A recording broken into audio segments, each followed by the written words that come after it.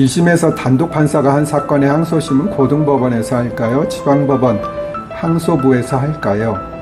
원칙은 지방법원 항소부에서 하나 예외적으로 고등법원에 가기도 합니다. 이것은 복잡한 일이라서 법조인들도 잘 모르기도 하더라고요.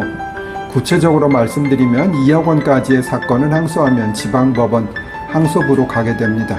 그러나 2억 원이 초과되는 사건은 1심 단독 판사가 한 것이라도 지방법원 항소부로 가는 것이 아니고 고등법원으로 가게 됩니다. 저도 가끔 헷갈릴 정도로 좀 어려운 부분이긴 하나 알아두시면 본인의 사건이 항소심으로 가면 어디 법원에서 재판을 받게 되는지 아실 수 있을 겁니다. 그리고 소송 목적의 값은 과거에는 속가라고 하고 지금도 그런 표현을 많이 씁니다만 법문에서는 소송 목적의 값이라고 하고 있습니다. 소송 목적의 값, 편의상 이하 속가라고 합니다. 은 여러 개의 것을 청구하면 합산이 원칙입니다. 예를 들어 원고가 피고에게 빌려준 돈 1억 원, 대신 갚아준 돈 5천만 원 합계 1억 5천만 원을 청구하는 경우에 속가도 1억 5천만 원이 되겠지요. 그런데 만약 청구하는 것이 9년 전에 빌려준 1억 원과 그 당시부터 현재까지의 약정이자 연 20%를 합산하여 이 경우의 이자는 1억 원 곱하기 20% 곱하기 9는 1억 8천만 원이 됩니다. 2억 8천만 원을 청구하는 경우 속가는 2억 8천만 원일까요? 1억 원일까요? 정답은 후자입니다. 부대 청구라는 것이 있습니다. 예를 들어 원금에 대한 이자, 인도 청구와 같이 하는 임료상당 부당이득금 청구의 경우에 속가 산정의 기준은 전자의 경우에는 원금, 후자의 경우에는 인도 청구의 목적물만을 기준으로 한다는 것입니다. 어느 쇼츠와 조금 관련이 있네요. 697번의 예에서 만약 인도 청구는 없이 임료상당 부당이득금 청구만 하는 경우에는 주된 청구가 없으므로 부대 청구가 불산입된다는 원칙을 고수할 수는 없고요. 임료상당 부당이득금 청구만 하는 경우에는 통상적으로 기 발생된 것 그리고 앞으로 매월 얼마씩 지급하라는 방식으로 청구를 하게 됩니다. 이런 경우에는 기 발생분 및 1년분의 임료 합산액을 속가로 하여야 한다고 규정되어 있습니다.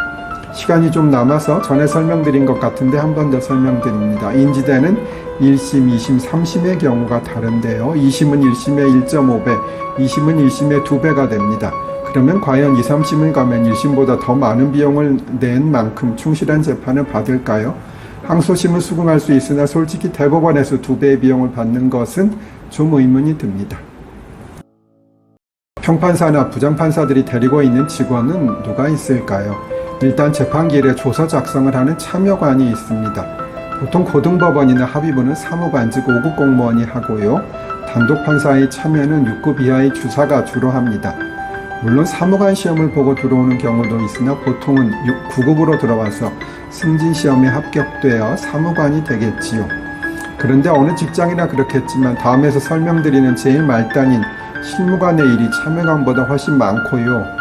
그런데 실제로 실무관의 일이 많다고 하더라도 사무관이 도와주는 경우는 별로 없다고 하네요. 그 다음에는 실무관입니다. 실무관은 참여관이 하는 조서 작성을 제외한 거의 대부분의 일을 한다고 생각하면 됩니다. 다음 쇼츠에서 조금 더 말씀드릴게요. 전의 쇼츠에서 이어집니다. 실무관에 대해 좀 설명드릴게요. 단순 작업이 많고 일이 생각보다 많습니다. 가끔 판결을 받게 되면 토요일이나 일요일에 발송된 것이 있는데요. 결국은 실무관들이 휴일에 일을 한 것이겠지요. 실무관들이 빠릿빠릿하고 일을 잘해주어야 사건 처리가 신속하게 이루어집니다. 제가 원주 지원에 있을 때 일입니다. 일반 직원들 인사는 판사들과 날짜가 조금 다릅니다. 같이 바뀌게 되면 업무의 연속성이 떨어지기 때문에 그런 것으로 보입니다.